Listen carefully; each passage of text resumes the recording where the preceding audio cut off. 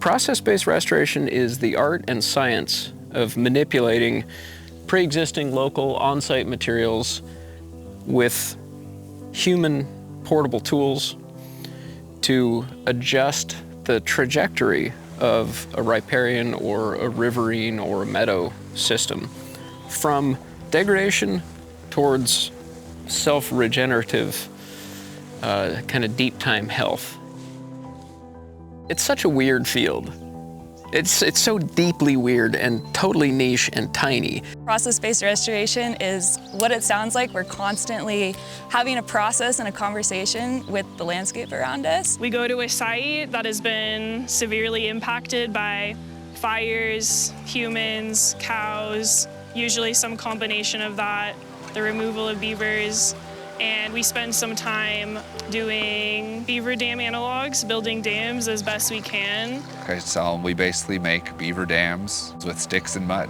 We give the river and the creeks food and snacks, and what we receive is a sip of the water, you know?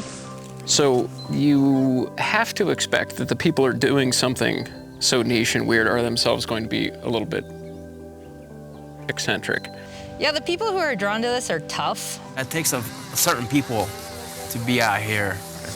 It's not for everyone. I'm a little bit feral.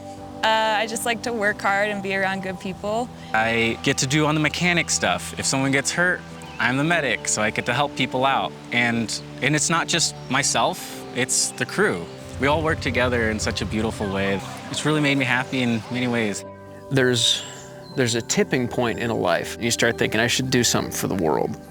We're here for a bigger purpose. And then when you have a bigger purpose than yourself, everything else kind of falls on the wayside, you know. It's a way to interact with the land that I wish everyone had the opportunity to do, and that I think we are incredibly blessed to get to do this work and relate to it on a stewardship level.